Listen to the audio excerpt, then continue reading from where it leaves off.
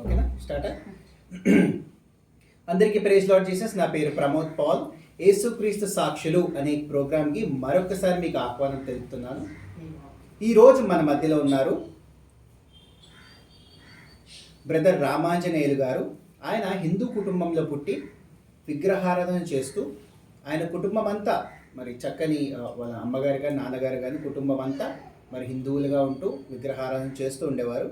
మరి ఆయన జీవితంలోకి యేసుక్రీస్తు ప్రభు ఎలా వచ్చారు? ఎందుకంటే ముందు ఇది కట్ చేసే మరి ఆయన యవన వయసులోనే మరి వ్యసనాలకు బానిసై మరి తన స్టడీస్ని కానీ తన కెరియర్ని మరి స్పాయిల్ చేసుకొని మరి ఆయన రాజమండ్రి సెంట్రల్ జైల్లోకి వెళ్ళి అక్కడ మరి తాను యేసుక్రీస్తు ప్రభుని తెలుసుకోవడం జరిగింది. మరి ఆయన జీవితంలో మరి ఆయన మరి జైలుకి వెళ్ళాల్సిన కారణాలు ఏంటి, ఎలా యేసుక్రీస్తు ప్రభు మరొక హిందువుగా ఉన్న ఆయన్ని దర్శించి యేసు ప్రభు అన్న మరి క్రైస్తవులన్న ముఖ్యంగా మరి పెద్దగా ఇష్టపడని మరి ఆయనకి యేసుక్రీస్తు ప్రభు ఎలా దర్శించారు, ఎలా ఆయన సమస్తమైన విగ్రహారాధనను విడిచిపెట్టి యేసు ప్రభువే నిజ దేవుడని ఎలా తెలుసుకున్నారు, మరి ఆయన సేవా అనుభవాలు ఏంటి, మరి ఆయన జీవితంలో దేవుడు ఏమేమి మేలులు మహోపకార్యాలు చేశారో ఈ గొప్ప మహాసాక్ష్యాన్ని బ్రదర్ నోటితోనే మనం విని మనందరం ఆత్మీయంగా బలపడి ఎంతో మందిని ఆత్మీయంగా బలపరుస్తూ యేసుక్రీస్తు నామాన్ని మహింపరుతాం. రండి. Praise lord brother. Praise lord అండి. Praise lord. ఓకే ఓకే, నేను జరిగిపోతాను బ్రదర్. ఇంట్రొడక్షన్ అయిపోయింది. సెంటర్కి వచ్చాను బ్రదర్.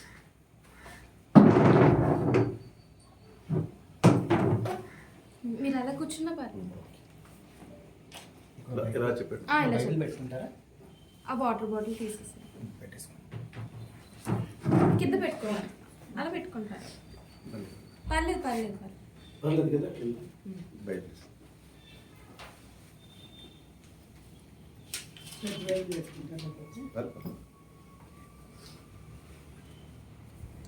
స్టార్ట్. వీళ్ళకి చెప్పాలి, నేను చెప్పాలి. వందలు చెప్పండి. మీ సాక్షి మీకు స్టార్ట్. నాన్న నువ్వు కదులుతుంటే నీడ పడుతుంది.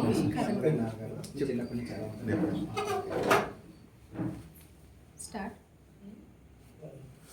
అందరికీ వందనాలండి. నా పేరు వేపకాయల రామాంజనేయులు.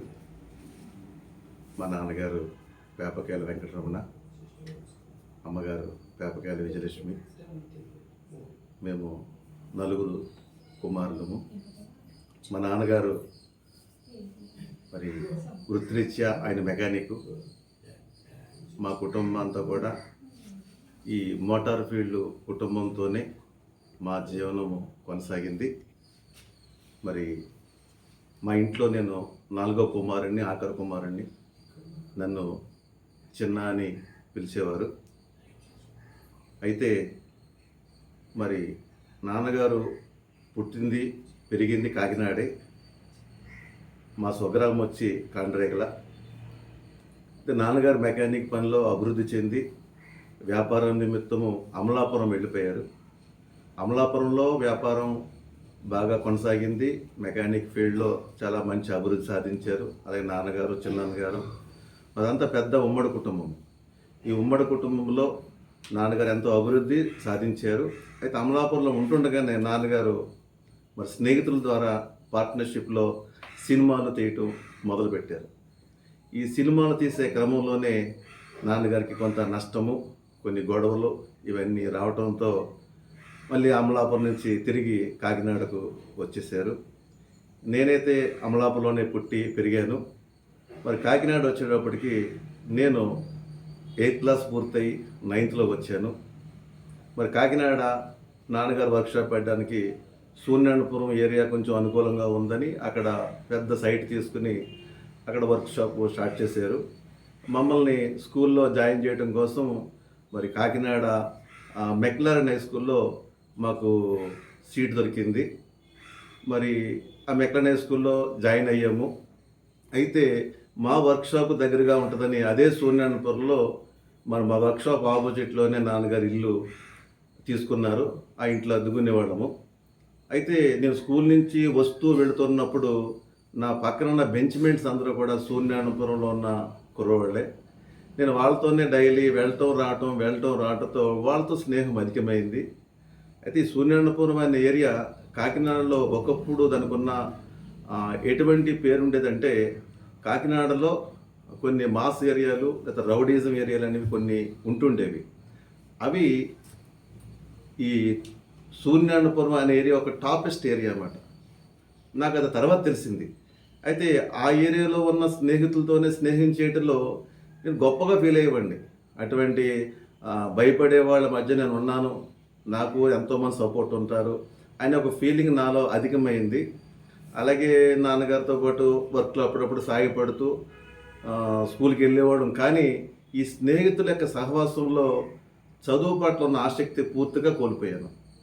ఎందుకంటే వాళ్ళు మాట్లాడే మాటలు, అమ్మాయిల గురించి మాట్లాడుకోవటం, సినిమాల గురించి మాట్లాడుకోవటం, ఇలా నా లైఫ్ అంతా చదువు పక్కకు పోయింది. 10th క్లాసు 6 సబ్జెక్టులు ఫెయిల్ అయిపోయాను. 10th 6 సబ్జెక్టులు ఫెయిల్ అయిపోతే నాన్నగారు అన్నారు, 1 2 పోతే చదివిస్తాను కానీ 6 పోతే నువ్వు చదువు పనికిరావు, షెడ్లో వర్క్షాప్లో పెట్టేద్దామన్నారు. వర్క్షాప్లో నన్ను కూడా మెకానిక్గా జాయిన్ చేశారు.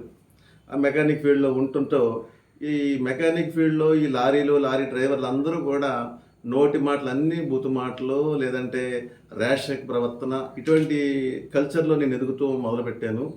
దాంతోపాటు నాకు ఎదురైన స్నేహితులందరూ కూడా సూర్యనారాయణపురం కల్చరు. వాళ్ళందరూ ఏంటంటే ఈ షిప్పింగ్ ఫీల్డ్లో కూలీలుగా వెళ్తూ వస్తున్న వాళ్ళు చాలా వ్యసనాలతో ఉండేవారు. అటువంటి వారి సహవాసంలో నా కెరియర్ నెమ్మదిగా చెడిపోవటం ప్రారంభించింది.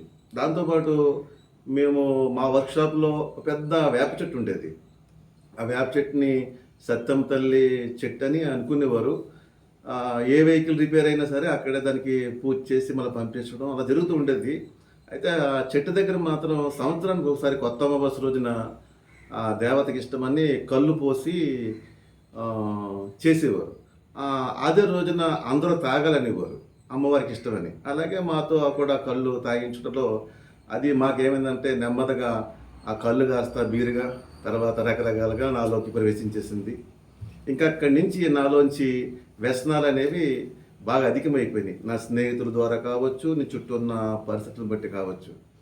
అయితే నా స్నేహితులతో కలిసి అనవసరమైన పనికిమాలిన గొడవలకి వెళ్ళటం, అలా వెళ్ళటమే హీరోయిజంగా భావించటంగా నేను తిరుగుతుండేవాడిని. ఇది మా నాన్నగారికి తెలిసినా కూడా, ఎన్నోసార్లు గద్దించినా కూడా మేము దాన్ని లక్ష్య పెట్టలేదు. నా స్నేహితులే గొప్ప అన్నట్టుగా నేను ఉండేవాడిని. దాని ఫలితం ఒక రోజున ఏం జరిగిందంటే, మా అమ్మగారు ఒక చీటిపాట వేశారు. ఆ చీటిపాట డబ్బులు ఇవ్వలేదు వాళ్ళు. ఇవ్వకపోతే మా స్నేహితులు తీసుకెళ్ళి అడిగితే మా వాళ్ళు వచ్చి వార్నింగ్ ఇచ్చారు. నెక్స్ట్ డే నేను ఊరు వెళ్ళి చాలా దూరం వెళ్ళాను, రాలేదు. నెక్స్ట్ డే మా అన్నయ్య అదే ప్లేస్కి వెళ్ళి ఆ చీటిపాటు డబ్బులు అడిగితే వాళ్ళు తిరగబడ్డారు. ఫస్ట్ వాళ్ళు కొట్టారు. వెంటనే ఈ సూర్యనారాయణపురంలోకి ఈ వార్త వచ్చింది, మన వాళ్ళనే కొడతారా అని చెప్పి వెంటనే ఆ ఏళ్లవారి వీధిలోకి వెళ్ళి దాదాపు ఒక 80-100 మంది వరకు భయంకరమైన దాడి చేశారు. తలుపులు పగలగొట్టి, పెయింక్లర్ కొట్టేసి, ఒకరినొకరు కొట్టుకుని చాలా హింస అయిపోయింది. నేను ఊరి నుంచి రాత్రి 9:30-10కి వచ్చాను. ఈ గొడవ అప్పుడు 6:30-7 గంటలు జరిగింది. అక్కడ ఏం చెప్పారంటే, చెప్పేసి ఏమైంది మనీ, అక్కడ 6:30-7 గంటలకల్లా ఈ గొడవ జరిగింది. నేనేమో రాత్రి 9:30కి వచ్చాను. వచ్చిన తర్వాత నాకేం చెప్పారంటే, చాలా పెద్ద గొడవ జరిగిందిరా, నువ్వు బయటికి తిరగొద్దు, పరిస్థితులు బాగలేదు, పోలీసులు తిరుగుతున్నారు అన్నారు. పోలీసులు తిరగడం ఏంటి అన్నీ ఆ టైంలో వెళ్ళిపోయాను, బయటికి వెళ్ళాను. ఎవరి మాటకాడ సైలెంట్గా ఉంటున్నారు. సరే నాకు అర్థం కాలేదు. సరే నైట్ ఇంట్లో పడుకుని పోయాము. తెల్లవారేటప్పుడు మా ఇంటికి పోలీస్ జీప్ వచ్చింది. పోలీస్ జీప్ రావటం, నన్ను మా ఆయనని తీసుకెళ్ళి 3 టౌన్ పోలీస్ స్టేషన్లో అరెస్ట్ చేయడానికి వచ్చేసారు. తిరుగుతుంటే ఈ లోపల మేము పారిపోయాం. పోలీసులు వచ్చారు, మేము పక్క ఎస్కేప్ అయిపోయాం. తర్వాత జరిగిన సంఘటన ఏంటంటే, వాళ్ళు షెడ్కి వచ్చి మా నాన్నగారిని అడిగారు, ఇక్కడ రమణ గారి అబ్బాయి ఎవరంటే, మా రెండో అన్నయ్య షెడ్లో కూర్చున్నాడు. రమణ గారి అబ్బాయి ఎవరు అనగా నేను అన్నాడు. వాడిని తీసుకెళ్ళి 3 టౌన్లో పెట్టేశారు. నిజానికి ఆ అబ్బాయికి ఏం తెలియదు, మా అన్నయ్యకి. ఆ అబ్బాయి కూడా చదువుకున్న అబ్బాయి, ఎంకామ్ చదివాడు, మంచి పొజిషన్లో ఉన్న అబ్బాయి. ఆ తర్వాత ఎస్ఐ గారు ఏం పెట్టారంటే కండిషను, ఆ అబ్బాయిని వదిలిపెట్టాలంటే మీ వాళ్ళు నాకు చెప్పాలన్నారు. ఆ కండిషన్లో మేము ఆ, పోలీస్ స్టేషన్కి సరెండర్ అయ్యాం. సరెండర్ అయిన తర్వాత నాతో పాటు ఇంకో ఇద్దరు కూడా పట్టుకొచ్చారు. మొత్తం నలుగురిని లాకప్లో పెట్టారు. లాకప్లో పెట్టిన తర్వాత ప్రతిరోజు కూడా మా మీద సాక్ష్యం చెప్పడానికి కొంతమంది వచ్చేవారు. వచ్చి ఏం చెప్పేవారంటే, వీడి నన్ను పొడిచాడు, వీడి నన్ను కొట్టాడు అని మనిషికి ఒక మాట అలా నన్ను చూపించి చెప్పేవారు. వాస్తవంగా రోజు నేను లేను, గొడవ జరిగిన రోజు అయితే నేను లేను. లేకపోయినా కూడా కొట్టకపోయినా కొట్టాడు అంటున్నాడు, పొడవకపోయినా పొడిచాడు అంటున్నాడు. నేను బయటకంటే రాకపోతానా, వీడంతా నేను చూడకపోతానా అని నాలో ఒక రకమైన పగ పెరిగిపోయింది. దాంతోపాటు నాతో ఉన్న మా మూడో అన్నయ్య, తర్వాత నా స్నేహితులు కూడా మనల్నే కేసు పెట్టి అంత గొప్ప వాళ్ళు సూర్యనారాయణపురం అంటేనే కాకినాడలో భయపడిపోయేవారు. అలాంటిది మన మీద కేసు పెడతారా, వీళ్ళంతా మనం తేల్చేయాలి, మన సంగతి ఏంటో చూపించాలని మా స్నేహితులందరూ కూడా ఆ లాకప్లో మాట్లాడుకుంటున్నాము. ప్రతిరోజు కూడా మా మీద విట్నెస్ చెప్పడానికి ఏమో వాళ్ళు వస్తూ ఉండేవారు. వాళ్ళు మేము పెద్ద పెద్ద కళ్ళు వేసుకుని చూసేవాళ్ళం. మిమ్మల్ని బయటకంటే వస్తాము, వీడికి పలానా జాబ్ చేస్తాడు, ఆడు దారిలో అక్కడ వస్తాడని చంపేయాలి, వీడికి పోతే వీడికి చంపేయాలి, ఇదే మాట, ఇదే ఆలోచన అన్నమాట. ఈ స్వభావంతో ఉంటున్నాము. అది ఆ టైంలో మరి జిఎంసి బాలయోగ్ గారు ఇప్పుడు నేరైన దివంగత అయిన అప్పుడు జిల్లా పరిషత్ చైర్మన్ ఆయన రికమెండేషన్ తీసుకుని ప్రత్యర్థులు మా మీద స్పెషల్గా ఒక డిఎస్పీని పంపించారు. గోపాలకృష్ణ గారు అని ఒక ఆయన వచ్చారు. ఆయన వచ్చి లాకప్లో పెట్టి వీళ్ళు గౌరవంగా మాట్లాడి సపరని చెప్పేసి లాఠీ చార్జ్ చేయం గట్టిగా కొట్టించారు. ఆ తర్వాత లాకప్లో పెట్టి విపరీతంగా భయంకరంగా లాఠీలతో కొట్టారు. ఇంకా కొట్టడంలో మన అక్కడెక్కడ కాదు, భయంకరంగా దెబ్బలు తగిలినాయి. ఆ భయంకర దెబ్బలతో అన్నీ వాసిపోయినాయి. ఇంకా వాళ్ళు ఏంటంటే, మీరు 50 మంది వచ్చారంట, 100 మంది వచ్చారు, వాళ్ళ పేర్లు ఇదే మా అడిగి వచ్చినట్టంటే మీరు నలుగురు కాదు ఇంకా చాలా మంది, వాళ్ళందరి పేర్లు చెప్పండి అన్నారు. మాకు బయట నుంచి వచ్చిన సమాచారం ఏంటంటే, వాళ్ళు ఎన్ని ప్రశ్నలు అడిగినా మాకేం తెలదు, మాకేం చెప్పమని వీరనివారు. మేము అదే మాట చెప్పమని కొడతా ఉండేవారు. అలాగా 11 రోజులు ఆ లాకప్లో ఉండిపోయాం 3 పోలీస్ స్టేషన్లో. ఈ 11 రోజులు కూడా ఒకటే ఆలోచన, మనం బయటకు రావాలి, మన మీద కేసు పెట్టిన వాడిని చంపేయాలి. ఇటువంటి పగతో రగిలిపోతున్న మాకేం జరిగిందంటే కోర్టు తీసుకెళ్ళారు. కోర్టులో జడ్జి ఇచ్చిన మాట ఏంటంటే, రిమాండ్ కింద రాజమండ్రి సెంటర్ పంపించారు. అసలు వాస్తవానికి మమ్మల్ని సబ్ జైలు పంపుతాం అనుకున్నారు. సబ్ జైలుకి అక్కడ డైరెక్ట్గా రాజమండ్రి సెంటర్ పంపించారు. సో రాజమండ్రి సెంటర్ జైలుకి వెళ్ళాము. వెళ్ళిన తర్వాత మధ్యాహ్నం 1 గంట టైం ఎంత అవుతుంది, లోనికి వెళ్ళాము. వెళ్ళిన తర్వాత అక్కడ ఒకళ్ళనొకళ్ళు పరిచయం చేసుకుంటున్నారు. మీది ఏ ఊరు అంటే కాకినాడ. ఏం కేసు అంటే అటెంప్ట్ మర్డర్ కేసు, మొత్తం వివరాలు చెప్పాం. సరే అలాగా అనుకుంటున్నారు. సరే సాయంత్రం అయింది. సాయంత్రం అయిన తర్వాత లోన ఏబిసిడి అనే ఒక సెక్షన్ కింద ఉంటాయన్నమాట. ఒక్కొక్క సెక్షన్లో 26 మంది ఖైదీలు ఉంటారు, 13 గదులు ఉంటాయి. మాకు ఒక సెక్షన్ ఈ అనే సెక్షన్లో పడ్డాము, నేను మా అన్నయ్య అని. మిగిలిన ఇద్దరు స్నేహితులు కూడా వేరే దాంట్లో పడ్డారు. సరే ఆ రూమ్లోకి వెళ్ళేటప్పటికి ఒక అతను మాకు పరిచయం అయ్యాడు. ఆయన ఏమన్నాడంటే, మీది ఏం కేసు అండి అన్నాడు. సరే అటెంప్ట్ మర్డర్ అన్నాం. సరే మీది ఏ ఊరు, కాకినాడ అన్నాం. సరే మాది కూడా ఇదే దీంట్లోనే ఉంటాము, ప్రతిరోజు ప్రేయర్ చేసుకుంటాం ఇక్కడ, మీరు కూడా మాతో జాయిన్ అవ్వండి అన్నాడు. నాకు చాలా కోపం వచ్చింది, వీళ్ళు ఎక్కడ కూడా బయలుదేరారా అని. ఎందుకంటే నాకు యేసు ప్రభువుని నమ్మిన వాళ్ళంటే నాకు చాలా కోపం. ఎందుకు కోపం అంటే, మేము పూజించి మేము ఆరాధించే దేవుణ్ణి వారు విమర్శిస్తారు, అది నా బాధ అంతా. కాబట్టి నాకు యేసుప్రభువుని నమ్మడం చాలా కోపం ఉండేది, అసహ్యం కూడా వచ్చేది. ఆయన సరాసరి వచ్చి లోపల ప్రేయర్ చేసుకుంటాము, మీరు మాతో రండి అంటే అసలు వీళ్ళ మాటలే మాకు వినపడకూడదని ఆ జైలు చివరి గదిలోకి వెళ్ళిపోయి, లాస్ట్ అంటే అందరూ కలవడానికి కామన్ వే ఉంటుంది, ఆ కామన్ వేలో చివరికి వెళ్ళి పడుకున్నాను. పడుకుంటే వాళ్ళ ఆ మూలన ప్రేయర్ చేసుకున్నాం, మీ మూలన పడుకున్నాము. సుమారు టైం తెలియదు కానీ 7 చిల్లర నైట్ అయిపోయింది. ఆ టైంలో వాళ్ళు అక్కడ ప్రార్థన జరుగుతుంది. ప్రార్థన కూడా ఏం లేదా, ఆ జైలు కంచాలతో వాళ్ళు చప్పట్లు చేసుకుంటూ కొట్టుకుంటూ మొత్తానికి ఏదో పాటలు పాడుకుంటున్నారు.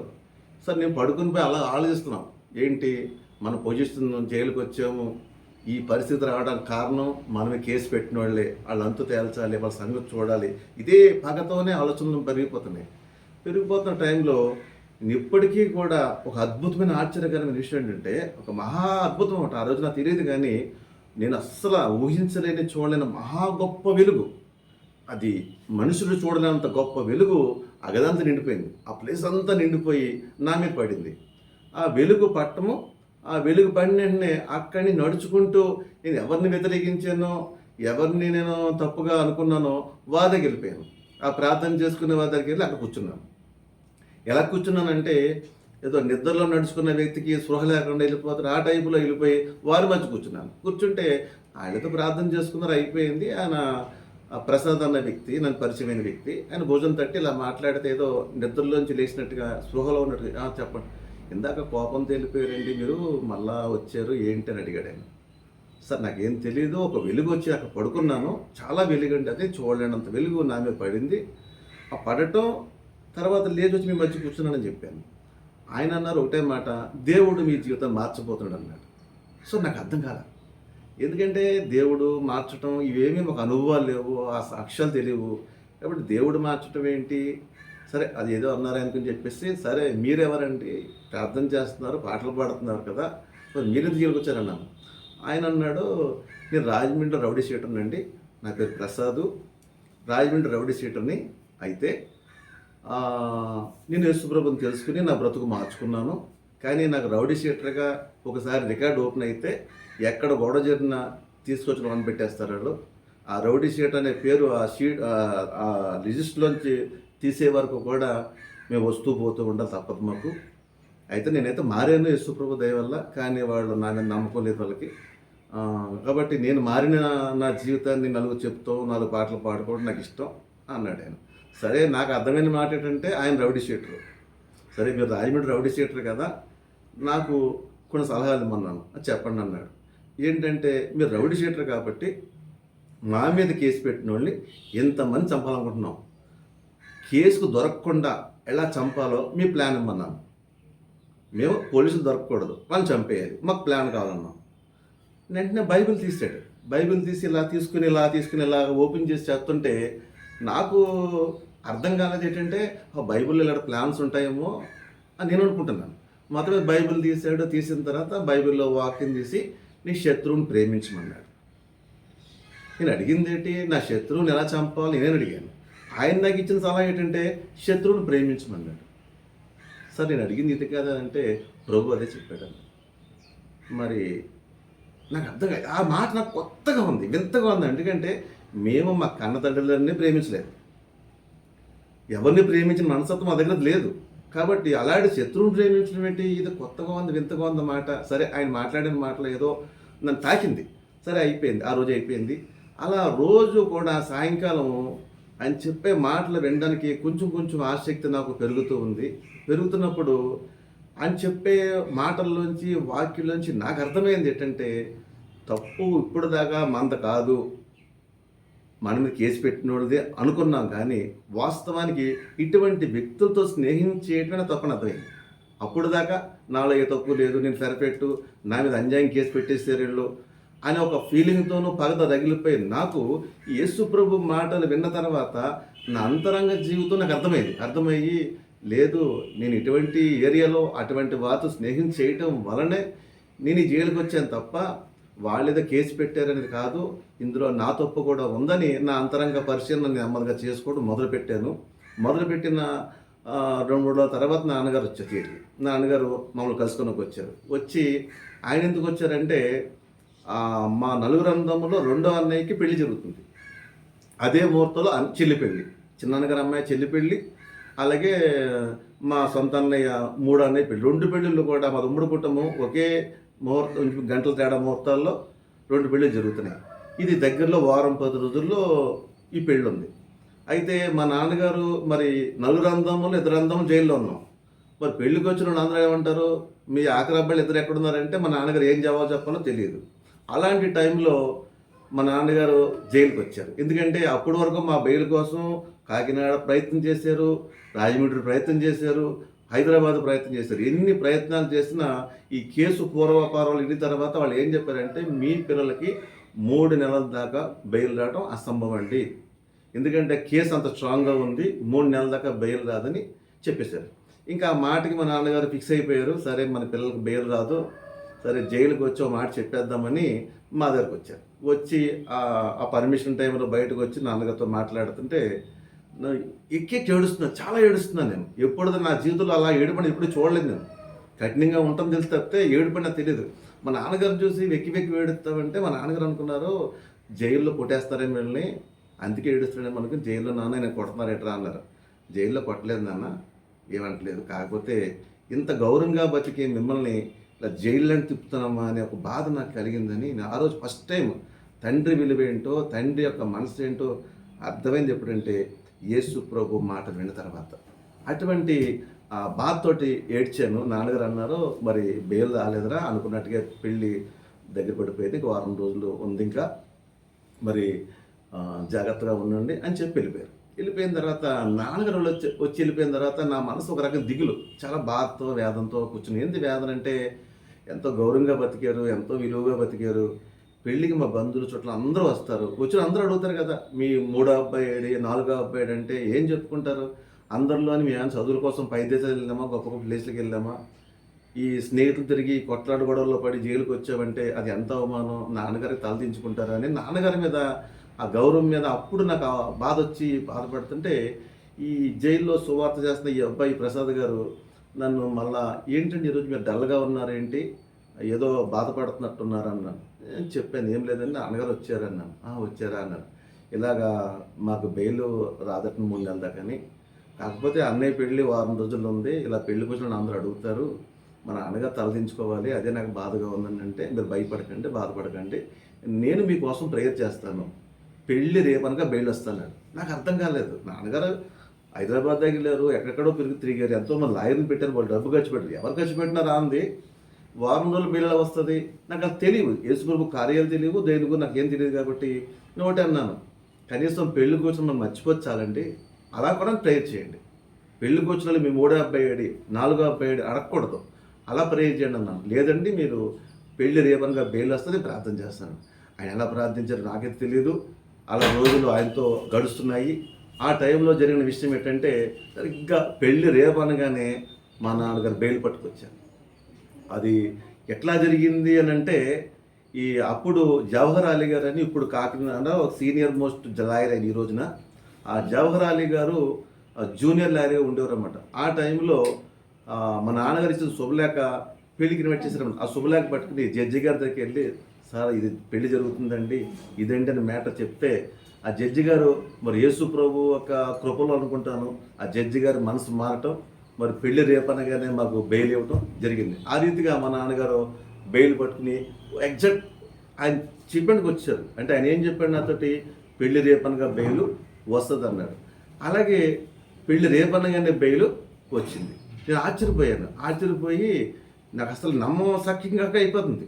వెంటనే వెళ్ళి, సార్ మీరు చెప్పినట్టు బెయిల్ వచ్చేసిందని, నాన్నగారు వచ్చారు, బెయిల్ పట్టుకొచ్చారు, నేను ఆశ్చర్యపోతున్నాను అన్నాను. అయితే ఇంకేంటి హ్యాపీ కదా, మరి జాగ్రత్తగా ఉండండి, జాగ్రత్తగా వెళ్ళండి అని చెప్తున్నాను. నేను అన్నాను, నాకు వెళ్ళబుద్ధి కావట్లేదు అన్నాను. మా అన్నయ్య ఇంకో 2 స్నేహితులు వాళ్ళు రెడీ అయిపోయారు, నేను మాత్రం ముందుకు వెళ్ళకపోతున్నాను. నేను వెళ్ళండి అన్నాను. అదేంటండి అన్నారు. నాకు వెళ్ళబుద్ధి కావట్లేదండి అన్నాను. ఏమని అన్నాడు. లేదండి నేను జైల్లో వచ్చినప్పుడు పగతో వచ్చాను, ప్రతీకారంతో వచ్చాను, కానీ ఈ కొద్ది రోజులు మీరు మాట్లాడిన మాటలు నా జీవితంలో ఒక మార్పు తెచ్చినాయి. నాకు ఇప్పుడు ఎవరి మీద పగలేదు, నా మీద నాకే అసహ్యం వేస్తుంది, మళ్ళా బయటికి వెళ్తే ఆ స్నేహితులతో చెడిపోతానేమో, పడిపోతానేమో అనే బాధ నాకు వస్తుంది, కాబట్టి నేను బయటికి వెళ్ళడానికి ఇష్టం లేదన్నాను. అలా కాదండి, మీరు వెళ్ళండి, బయటికి వెళ్ళి ఒక బైబిల్ సంపాదించుకోండి, చదువుకోండి, అలాగే ఎక్కడ చర్చ్ ఉంటే వెళ్ళమన్నాడు. సరే దేవుని బయటకు వచ్చేసాము. బయటకు వచ్చిన తర్వాత అన్నయ్య చెల్లి వాళ్ళ పెళ్ళిళ్ళు అయిపోయినాయి.